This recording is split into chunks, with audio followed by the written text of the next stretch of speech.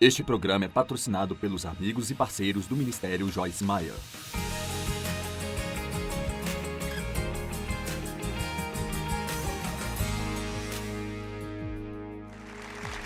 Obrigada por se juntar a nós hoje em mais um Desfrutando a Vida Diária. Sabe, eu acredito que a qualquer momento que você tira tempo para receber a palavra de Deus, é bem mais provável que você desfrute esse dia do que um dia em que você não deu a palavra de Deus um lugar de prioridade em sua vida. E então, hoje nós vamos ensinar sobre os Salmos 103, um salmo maravilhoso, um pouco longo, mas acho que podemos passar por boa parte dele.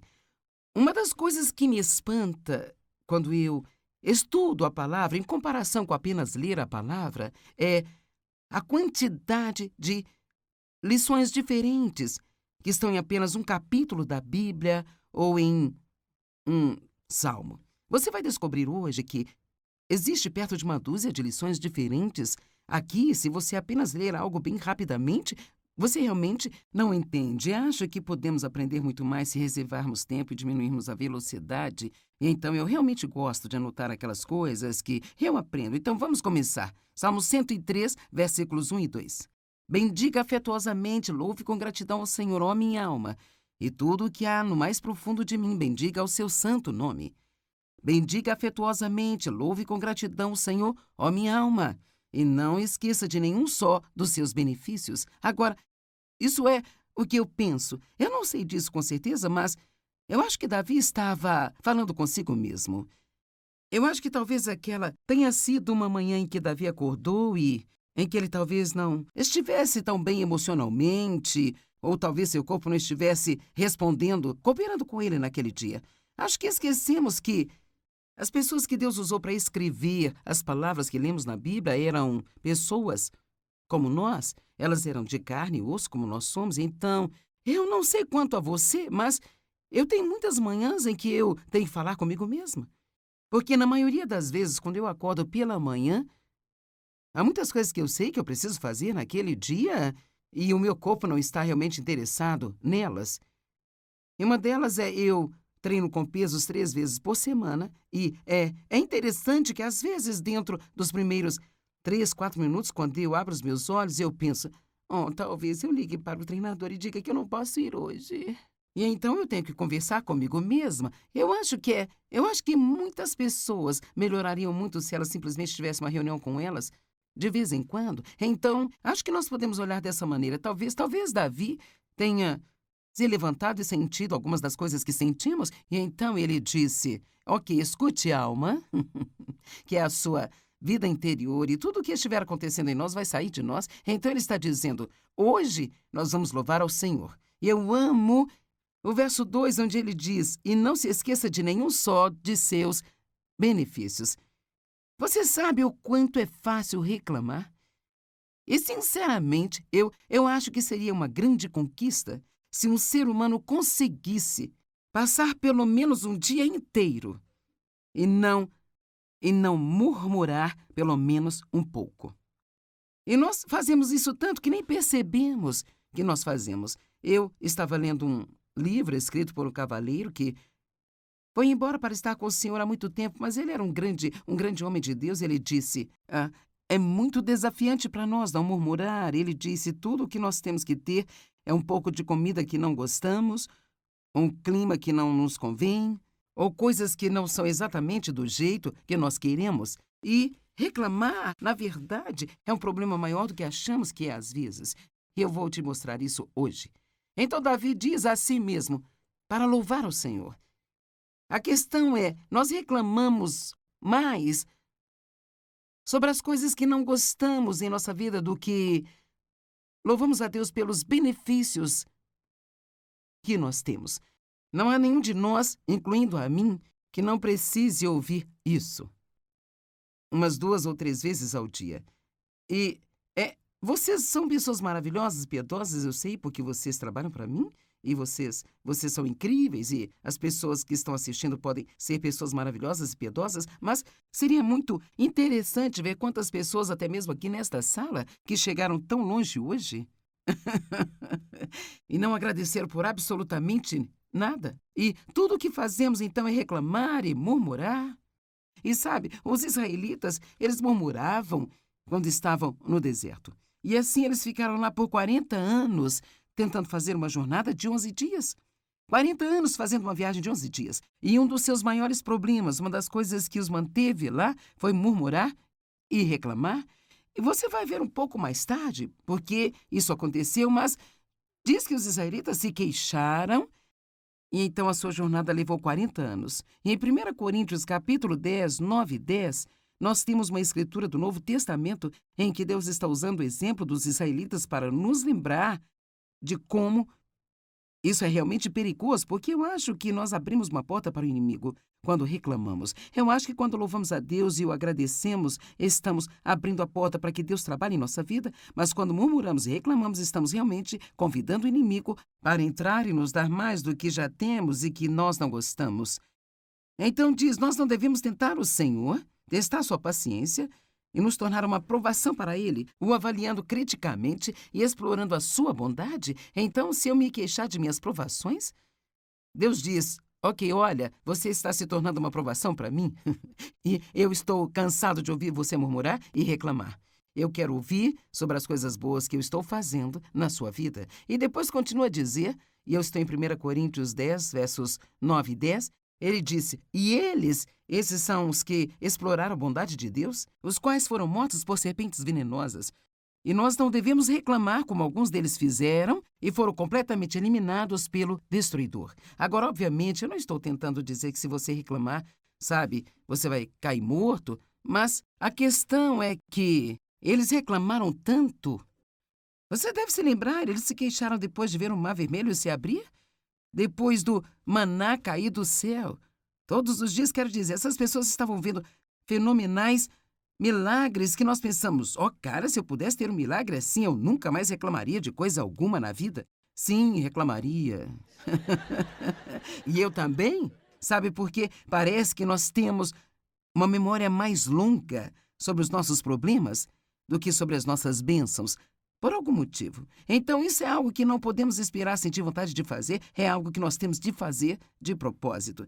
E sermos agressivos nisso. E foram 23 mil mortos em um só dia. Eles reclamaram e reclamaram e reclamaram até que o inimigo entrou no acampamento e 23 mil pessoas morreram de uma praga em um só dia. Então, nos versos 3 ao 5, passando para outro assunto agora, está dizendo assim, Deus é quem perdoa todas as suas iniquidades. É Ele quem sara todas as suas enfermidades, que resgata a sua vida do poço e da sepultura, que o embeleza, dignifica e o coroa com bondade amorosa e eterna misericórdia. E particularmente gosto do verso 5, quem satisfaz sua boca, sua necessidade, desejo em sua idade e situação pessoal com bens, para que sua juventude renovada seja como a da águia, forte, se superando e subindo. Então eu amo isso de que Deus renova a nossa juventude. E você verá daqui a pouco que Paulo diz que, apesar de o homem externo estar decaindo, o seu homem interior se renovava dia após dia. Então, provavelmente temos muitas pessoas aqui hoje que estão nos seus 20 anos. Você pode não estar muito preocupado com a idade ainda, mas haverá um tempo em que você não terá mais 20 anos. Acredite ou não, haverá um momento em que você terá 60, ou 70, ou 80, e talvez você pense que vai demorar muito tempo, mas vai chegar para você mais rápido do que você pensa. Então eu quero que você se lembre-se disso. A idade é um número. A juventude é uma mentalidade. A idade é apenas um número, mas a juventude é uma mentalidade. Então não importa quantos anos você adiciona ao seu número de idade, você pode manter uma jovem mentalidade e ainda ser criativo e ainda ter vitalidade, ainda estar fazendo grandes coisas para Deus. Amém? E assim, a escritura onde Paulo nos fala é 2 Coríntios 4,16, e ele diz, portanto, não fiquemos desencorajados, sem ânimo, exaustos e totalmente cansados pelo medo, embora nosso homem externo esteja de forma progressiva decaindo e se desgastando, contudo o nosso homem interior está sendo renovado dia após dia. Vamos falar primeiro a respeito do que vimos lá, onde ele diz que perdoa todas as nossas iniquidades e sara todas as nossas enfermidades. Agora, existem muitas doenças na nossa sociedade hoje, mas agora a boa notícia é que Deus trabalha de muitas maneiras diferentes. E enquanto nós o tivermos em nossas vidas, nós sempre teremos a esperança de estarmos cada vez melhor e melhor. Há coisas que não sabemos o que fazer a respeito, há coisas que nós achamos que não vamos superar, mas depois, mais tarde, olhamos para trás e pensamos, meu Deus, Deus me livrou disso. Agora, Ele nem sempre o faz por meio do que chamaríamos de milagre, o que significa que não haja nenhum tipo de instrumentalidade, mas todos os recursos médicos que Deus oferece hoje, eu não acho que nós percebemos o milagre que eles são, e confia em mim, nenhuma dessas pessoas que são tão brilhantes, cirurgiões e médicos brilhantes, todos os tratamentos que eles têm não surgiram de uma ideia brilhante que eles tiveram um dia. Toda a sua criatividade vem de Deus. E assim, então, eu sempre gosto de dizer isso também. A boa notícia é, quando você não estiver mais aqui, você estará em um lugar, e eu posso garantir-lhe como crente, que se você não conseguir o total cumprimento de sua cura enquanto você estiver aqui nesta terra, no momento em que você passar deste reino para o outro, não haverá mais nada para te incomodar, nem choro, nem lágrimas, nem dor. Então a conclusão disso é que estamos curados. Nossos corpos podem não concordar com isso, mas essa é uma promessa de Deus. E vamos falar sobre esse perdão de pecados. Oh, meu Deus! Todos pecaram e estão destituídos da glória de Deus. Portanto, todos são justificados e honrados com Deus. Isso é todos. E você assistindo em casa está pensando que todos não significa você? Mas é sim, não importa o que você tenha feito, não importa quantas vezes você tenha feito isso, Deus ama você e acredite ou não, Ele não está com raiva de você. Ele não gosta do que você faz com você mesmo ao não seguir os seus mandamentos, mas Deus não está com raiva de você e não quer nada com você porque você fez muitas coisas erradas, mas de fato, você é exatamente a pessoa para quem Ele enviou seu filho para morrer e seus braços estão abertos para você hoje. Eu pensava outro dia, eu estava falando com Deus sobre algumas coisas que eu sentia que tinha feito de errado, alguns problemas de comportamento e eu estava me arrependendo e pedindo a Deus para me perdoar. E então, apenas alguns minutos depois, pensei, quer saber? É tão incrível quando Deus nos perdoa. E nem mesmo há algum tipo de mancha ou mácula ou mesmo uma marca deixada em nosso registro. Sabe, se você pensa, talvez se você escreveu algo errado e você apagou, você ainda pode dizer que alguma coisa esteve lá alguma vez. Mas quando Deus perdoa nossos pecados, eles se vão. Nenhuma mancha, nenhum registro, nenhuma marca. Ele remove os nossos pecados como o Oriente se afasta do Ocidente e Ele não se lembra deles nunca mais. Isso não é incrível? Versículo 6 diz, o Senhor faz retidão e justiça, não só para mim, mas para todos os que estão oprimidos. Eu quero apenas dizer uma palavra hoje às pessoas que são oprimidas. Você foi maltratado, você sofreu, você foi abandonado, você foi abusado, você sente que por toda a sua vida você foi oprimido. Quer saber, Deus, Ele cuida de você. E Ele não somente quer cuidar de você e libertar você, mas a Bíblia diz que Ele vai lidar com seus opressores também. E eu amo isso. Você sabe, não precisamos tentar lidar com nossos inimigos. Deus fará isso por nós se nós seguirmos a Ele. E sabe, Ele é excelente em restauração. Tudo o que você sente que o inimigo roubou de você em sua vida, eu posso garantir-lhe que Deus irá devolver multiplicado muitas vezes mais. Eu amo esta escritura, 1 Samuel 2, do 8 ao 10. Ele levanta o pobre do pó e eleva o necessitado do monte de cinzas para fazê-lo sentarem-se com nobres e herdarem o trono da glória. Pois os pilares da terra são do Senhor e Ele colocou o mundo sobre eles. Eu vou pular o verso 10. Os adversários do Senhor serão despedaçados e contra eles Ele troveja dos céus. O Senhor julgará até os confins da terra e Ele dará força e poder para aqueles que são ungidos. Vou dizer novamente, não importa o quanto você foi maltratado, Deus sabe aquilo que você passou e Ele tem um plano para a sua restauração. Mantenha seus olhos nele e não perca seu tempo irritado com as pessoas que magoaram você. Em vez disso, deixe Deus cuidar de tudo isso. Agora, versos 7 ao 11.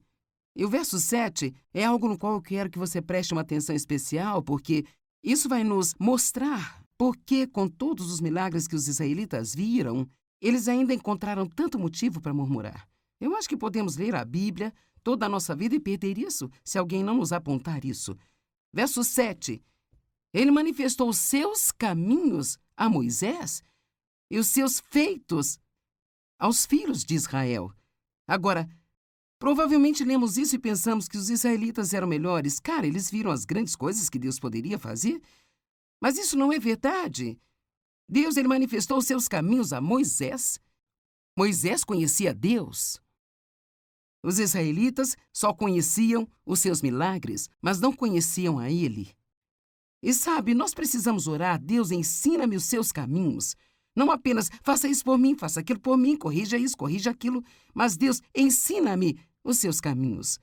Todo mundo assistindo hoje poderia fazer esta oração. Quando você orar, ore: Deus, ensina-me os seus caminhos, porque aqui está o que se deve lembrar. Deus pode fazer um milagre, mas se eu não o conheço, se eu não conheço os seus caminhos, então eu vou precisar de outro milagre amanhã e outro milagre no dia seguinte. Mas se eu conheço os caminhos de Deus e eu começo a seguir os seus caminhos, então adivinha o quê? Eu não vou ter tantos problemas na minha vida e não vou precisar de tantos milagres o tempo todo. Então talvez precisemos apenas fazer uma pausa no me dá e dizer: Senhor, ensina-me os teus caminhos. Eu quero conhecê-lo, o que Paulo orou em Filipenses 3, para que eu possa conhecê-lo e o poder de sua ressurreição. Ele não disse: eu quero saber o que você pode fazer por mim. Ele disse: eu quero conhecer você. E muitas de vocês jovens que estão na Casa de Misericórdia, você está corrigindo sua vida, você está aqui para compartilhar conosco hoje. Você sabe, essa é uma das melhores coisas que você... Eu sei que você veio e você tem problemas e coisas que você precisa que Deus conserte para você e todos os tipos de coisas precisam ser restauradas em sua vida e Deus quer fazer isso. Mas não se acomode com Deus: faça isso por mim, faça aquilo por mim, corrija isso, corrija aquilo. Vamos além disso. Deus, eu quero conhecer você.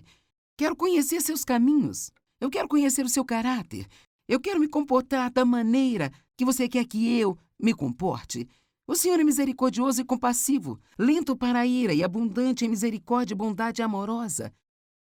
Ele não manterá sua raiva para sempre, nem sentirá rancor. Agora, eu não vou dizer que Deus, ele nunca se irrita, porque ele se irrita com o pecado. Mas é o seguinte: Deus não é um Deus iracundo. Eu acho que muitas pessoas que foram criadas por um pai iracundo, como eu e muitos de vocês foram, era tão fácil fazer o meu pai ficar irado. Quero dizer, você simplesmente não... Na maioria das vezes você nem sabia o que o deixou irado, mas se ele ficasse irado de alguma forma, ele encontrava um jeito de culpar você. E então eu carreguei isso para o meu relacionamento com Deus. Eu sentia que Deus era tão difícil de se agradar. Sabe, eu tinha que ser tão cuidadosa com tudo, porque se eu cometesse erros, ele ficaria com raiva ou não ficaria satisfeito comigo. Eu acho que mais do que sentir que Deus estava bravo comigo, eu sempre duvidava de que ele realmente estivesse satisfeito comigo. E foi um grande passo para mim quando eu comecei a confessar pela fé: eu acredito que Deus está satisfeito comigo. E veja, o que ele diz a Jesus: este é o meu filho amado de quem eu me agrado. E ele não disse isso uma vez, ele disse isso 2 vezes. Em diferentes momentos, essa voz veio do céu e disse: este é o meu filho amado, de quem eu me agrado. Podemos pensar: sim, claro, esse era Jesus, ele fez tudo certo. Mas veja, se estamos em Jesus...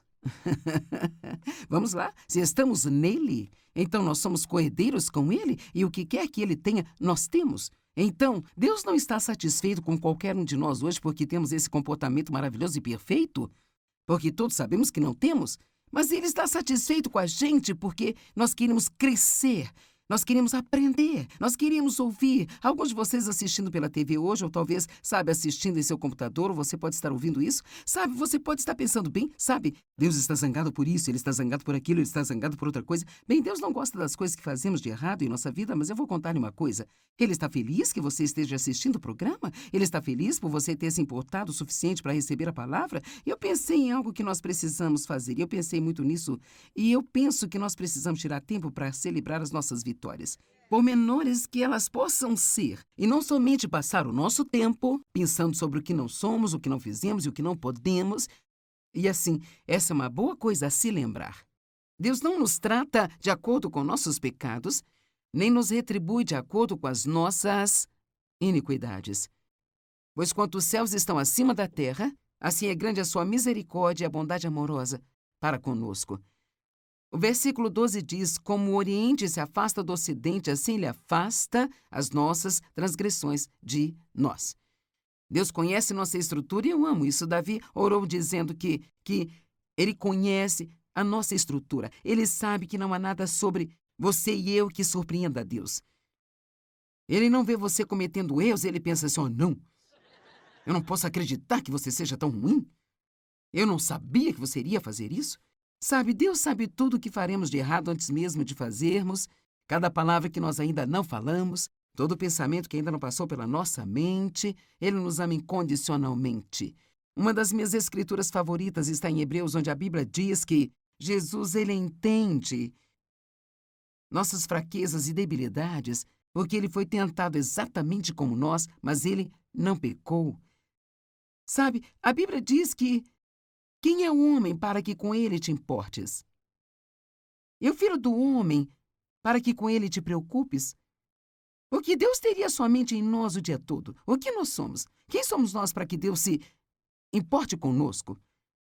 Há uma escritura que diz que nós somos como um sopro de fumaça, uma névoa de vapor.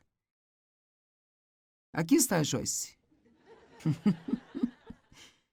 Quero dizer, isso é o que ele diz, sabe? Ele está falando sobre pessoas que dizem: bem, amanhã vamos fazer isso, e amanhã vamos fazer aquilo. E ele diz, em vez de ser presunçoso sobre o que você acha que vai fazer amanhã, você deve se lembrar de que você é apenas um sopro de fumaça, uma névoa de vapor, um pedaço de grama, hoje aqui, amanhã em outro lugar. Então, à luz de Deus, não somos absolutamente nada. E ainda assim, Deus diz: eu tenho a mente em você o tempo todo.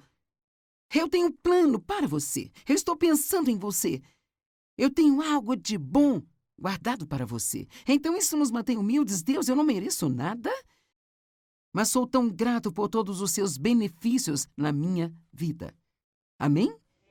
Deus pensa em nós o tempo todo. Agora, eu vejo que não vou terminar com isso, o que não é incomum para mim, não é? Mas os versos 19 ao 22 falam sobre algumas coisas muito boas, sobre bendizer a Deus, bendizê-lo em todos os lugares, bendiga, bendiga, bendiga. E eu realmente gosto dessa escritura. Diz: bendiga ao Senhor todas as suas obras, em todos os lugares do seu domínio. O verso 20 diz: bendigam ao Senhor vocês os seus anjos, poderosos que cumprem os seus mandamentos, ouvindo a voz da sua palavra. Então deixe-me terminar isso hoje dizendo que cada um de nós tem anjos. Temos anjos da guarda, ouvimos sobre eles toda a nossa vida, mas na verdade, talvez nós não acreditemos que estejam lá, mas todos nós temos anjos da guarda, e esta escritura está dizendo que os anjos ouvem a voz da palavra de Deus. Então deixe-me simplificar, eles não ouvem as nossas reclamações. Eu não vou colocar meus anjos para trabalhar comigo reclamando. Mas quando eu confesso a palavra de Deus, quando eu digo: Deus, eu acredito que você está trabalhando na minha vida, não importa o quanto sejam difíceis as minhas circunstâncias, agora meus anjos podem trabalhar para mim e ajudar-me. E sabe, quando nós oramos, se você olhar para Daniel, quando ele orou, Deus enviou um anjo do céu para trazer a resposta às suas orações. E esse anjo teve que fazer guerra nos lugares celestiais, porque havia demônios que lutavam contra ele no momento que trazia a resposta, e Daniel continuava a orar. Mas a Bíblia diz: desde o primeiro dia em que você começou a jejuar e a orar, a resposta foi enviada. Então, quando oramos para Deus fazer algo em nossa vida, para nos libertar, para nos ajudar, e não recebemos uma resposta quando pensamos que devemos, talvez se passe muito tempo antes que essa resposta venha. É quando nós precisamos ter cuidado em manter nossa confissão correta e dizer: Deus, eu acredito que você está trabalhando na minha vida. Então, eu contei, eu acho que há por volta de 12 lições diferentes aqui nesta escritura. Deus é sempre bom, Ele é misericordioso, Ele perdoa, Ele cura, Ele resgata, Ele é para os oprimidos, Ele não está zangado, Ele nos entende. As nossas decisões afetam as futuras gerações, não chegamos a essa ainda. Lembre-se dos seus benefícios, não reclame. Então veja, tudo que você aprendeu aqui em apenas 25 minutos,